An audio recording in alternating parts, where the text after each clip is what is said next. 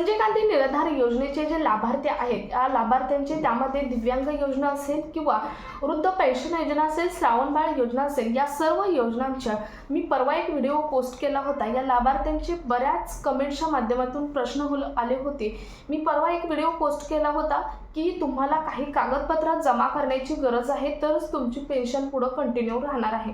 तेव्हा बऱ्याच जणांचे खाली मेसेज आले होते की आम्ही कागदपत्रे जमा केलेली आहेत, पुन्हा जमा करायची का, यावरती सुद्धा आपण आजच्या व्हिडिओमधून आन्सर देणारच आहोत। परंतु बऱ्याच जणांच्या या कमेंट्स होत्या की जानेवारी महिन्याचा हप्ता कधी येणार, कारण आता बघितलं तर जानेवारी महिन्याची जवळजवळ आज 21 तारीख आहे, तरीही हप्ता अजून जमा झालेला नाही।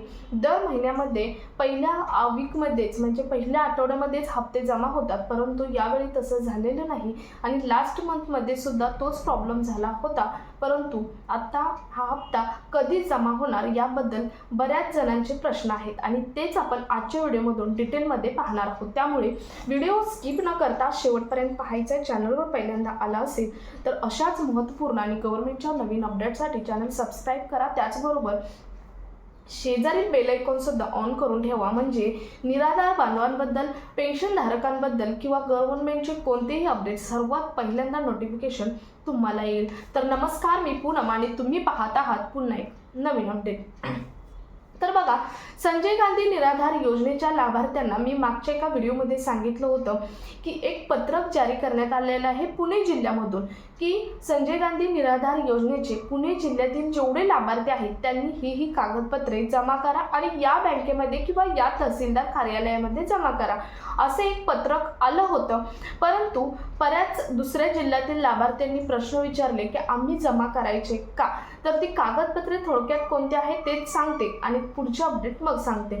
तर ज्यांचे पैसे मध्यवर्ती बँकेमध्ये येतात त्यांना तुम्हाला Aadhaar card, ration card, bank passbook आणि UDID कार्ड आणि हयातीचा दाखला या 4 ते 5 गोष्टी आहेत, जे कागदपत्र आहेत ते तुम्हाला जमा करायचे आहेत। आता ज्यांचे अकाउंट मध्यवर्ती बँकेत आहेत त्यांनी त्यांच्या मध्यवर्ती बँकेत जमा करायचे आहेत। समजा पुणे जिल्हा आहे तर पुणे जिल्ह्याची मध्यवर्ती बँक आहे तिथे जमा करायचे आहेत। बाकीच्या कोणत्या जिल्ह्यानुसार ज्या बँका असतात त्या बँकांमध्ये जमा करायचे आहेत, ज्यांचे अकाउंट मध्यवर्ती बँकेत आहेत अशाने फक्त।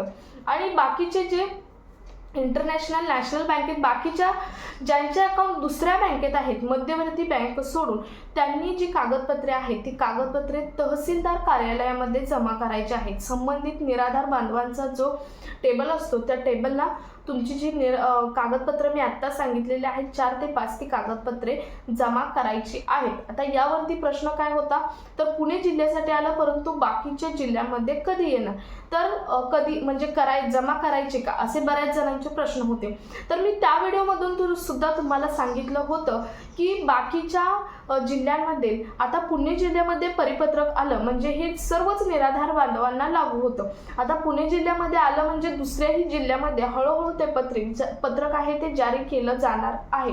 त्यामुळे सध्या तरी पुणे जिल्ह्यामध्ये जे लाभार्थी आहेत, निराधार बांधव आहेत, त्यांनी संबंधित मध्यवर्ती बँकेत आणि तहसीलदार कार्यालयामध्ये ही कागदपत्रे जमा करायची आहेत। बाकीच्या ठिकाणी ही कागदपत्रे तुम्ही म्हणजे तयार करून ठेवायची आहेत, कारण तुम्हाला ही परिपत्रक लवकरच येणार आहे, कारण शासनाचा रूल सर्वांना सारखा आहे। त्यामुळे त्या जिल्ह्यात आल्यावरती हळूहळू दुसऱ्या सर्व जिल्ह्यांमध्ये हे परिपत्रक जारी होणार आहे आणि जी कागदपत्रे आहेत ती तुम्हाला जमा करावी लागणार आहेत। त्यामुळे मी आत्ता सांगितलेली कागदपत्रे सर्वांनीच तयार ठेवायची आहेत। जेव्हा परिपत्रक येईल आपल्या चॅनलवर व्हिडिओ पोस्ट केला जाईल तेव्हा तुम्ही ते परिपत्रक हे त्या संबंधित बँकेत आणि तहसीलदार कार्यालयामध्ये जमा हे करायचे आहे। तर तुम्हाला, मला वाटतं तुमच्या या प्रश्नाचं उत्तर मिळालं असेल की आम्ही कागदपत्रे जमा करायची का, आणि ज्यांनी प्रश्न केले होते की आम्ही आत्ताच कागदपत्रे जमा केलेली आहेत, आता ते आत्ताच आपण सांगू शकत नाही। ज्यावेळी तुमचं पत्रक येईल, जेव्हा तुम्हाला कागदपत्रे जमा करायला सांगतील तेव्हा तुम्ही संबंधित तहसीलदार कार्यालय किंवा बँकेला भेट द्यायची आहे, तिथे तुम्हाला ते अपडेट समजणार आहे कोणाला कागदपत्रे जमा करायची आहेत आणि कोणाला नाही। त्यानंतर पुढचं महत्त्वाचं कमेंट्स होती ती म्हणजे जानेवारी महिन्याचा हप्ता कधी येणार. आता तुम्हाला माहीत आहे मागच्या काही दिवसापूर्वी माननीय मुख्यमंत्री देवेंद्र फडणवीस यांनी सांगितलं होतं की निराधार बांधवांचा जो हप्ता आहे, इन्स्टॉलमेंट आहे, दर महिन्याला येणारी काहींना 1,500 तर काहींना 2,500, म्हणजेच फक्त दिव्यांगांना 2,500 मिळते, बाकींना सर्वांना 1,500 रुपये हप्ता मिळतो. तर हा हप्ता दर महिन्यामध्ये 1 ते 2 तारखेला किंवा पहिल्या आठवड्यात जमा होणार आहे. 3 तारखेपर्यंत जमा करायचा असं निर्देशसुद्धा माननीय देवेंद्र फडणवीस यांनी दिलं होतं. परंतु आता बघितलं तर मागच्या महिन्यातला हप्ता या महिन्यात 2 ते 3 तारखेला मिळाला. आता बघितलं तर जानेवारी महिन्याचा हप्ता आलेला नाही. डिसेंबर महिन्याचा हप्ता जानेवारीमध्ये मिळाला. आता जानेवारी महिन्याचा हप्ता अजूनही आलेला नाही. त्यामुळेच बरेच निराधार बांधव कमेंट्स करत आहेत की जानेवारी महिन्याचा हप्ता कधी येणार म्हणून. परंतु जानेवारी महिन्याचा हप्ता हा माननीय देवेंद्र फडणवीस यांनी सांगितल्यानुसार फेब्रुवारी 1, 2, 3 तारखेपर्यंत किंवा त्याच्या पहिल्या आठवड्यात येऊ शकतो. म्हणजे पहिल्या आठवड्यात म्हणजे जवळजवळ 5 तारखेपर्यंत हा हप्ता आहे, तो हप्ता हा येऊ शकतो. परंतु यावर एकच प्रश्न उपस्थित आहे की बऱ्याच निराधार बांधवांचा की जर दर महिन्यामध्ये एक महिना आता बघितलं तर डिसेंबरचा जानेवारीमध्ये दिला, जानेवारीचा फेब्रुवारीमध्ये दिला जाणार, असा दर महिना पुढे गेला तर निराधार बांधवांना म्हणजे काय होणार. कारण निराधार बांधव म्हणजे दिव्यांग येतात, निराधार म्हणजे आधार नसलेले, त्यामध्ये दिव्यांग येतात, वृद्ध पेन्शनधारक आहेत, विधवा महिला आहेत. या महिलांना दर महिन्यात पैशाची गरज असते आणि असा एक महिना पुढे गेला तर लाभार्थ्यांना लाभ देण्याचं तितकं काही महत्त्व नाही असं बऱ्याच निराधार बांधवांकडून ज्या कमेंट्स आहेत ते कमेंट्स येत आहेत. कारण बघा आता देवेंद्र फडणवीस यांनी त्यावेळी पॉझिटिव्ह अपडेट दिलं होतं, परंतु हे पॉझिटिव्ह अपडेट त्यांनी दर महिन्यात पाळलं पाहिजे. दर महिन्यामध्ये 2 ते 3 तारखेला हप्ता दिला पाहिजे. या महिन्याचा पुढच्या महिन्यात, या पुढच्या महिन्याचा त्याच्या पुढच्या महिन्यात असं केलं नाही पाहिजे असे कमेंटच्या माध्यमातून बऱ्याच निराधार बांधवांनी सांगितलेलं आहे. आता प्रत्येक महिन्यामध्ये या अगोदर GR प्रसिद्ध होत होता. म्हणजे निराधार बांधवांचं जेव्हा पैसे खात्यात जमा व्हायचे आहेत तेव्हा त्याच्या अगोदर 2 ते 3 दिवस एक GR प्रसिद्ध व्हायचा की इतका निधी शासनाने हा घोषित केलेला आहे आणि निराधार बांधवांच्या खात्यामध्ये या तारखेपासून हा निधी जमा होणार आहे, सध्या बँकांमध्ये जमा झाला, असा GR यायचा.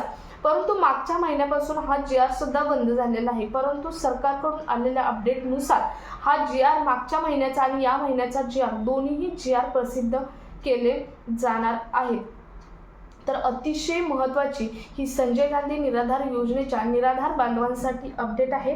तुमचं यावरती काय मत आहे तुम्ही कमेंटमध्ये जरूर नोंदवू शकता. हा व्हिडिओ जास्तीत जास्त ठिकाणी शेअर करा आणि महत्त्वाचं म्हणजे मी मगाशी जी कागदपत्रे सांगितलेली आहेत ती कागदपत्रे प्रत्येक जिल्ह्यातील निराधार बांधवांनी तयार ठेवणं गरजेचं आहे. सध्या पुणे जिल्ह्याची प्रोसेस चालू आहे. पुणे जिल्ह्यातील कोण जर व्हिडिओ पाहत असेल तर संबंधित तहसीलदार कार्यालयामध्ये ते कागदपत्रे जमा करा आणि मध्यवर्ती बँकेमध्ये ज्यांचा अकाउंट मध्यवर्ती बँकेत आहे त्यांनी मध्यवर्ती बँकेमध्ये ती कागदपत्रे जमा करायची आहेत, अन्यथा लाभ बंद होणार आहे असं सरळ या परिपत्रकामध्ये सांगितलेलं आहे. याची शेवटची तारीख 31 जानेवारी 2026 आहे. या तारखेपर्यंत तुम्ही हे कागदपत्र जमा करणं महत्त्वाचं आहे. पुणे जिल्ह्यातून कोण व्हिडिओ पाहत असेल त्यांच्यासाठी. बाकीच्यांसाठी कोणतीही ड्यू डेट म्हणजे शेवटची तारीख ही दिलेली नाही. आल्यावरती आपल्या चॅनलवर व्हिडिओ नक्की पोस्ट होईल. हा व्हिडिओ जास्तीत जास्त निराधार बांधवांपर्यंत शेअर करा. भेटूयात पुढच्या एका नवीन अपडेट सोबत. तोपर्यंत धन्यवाद.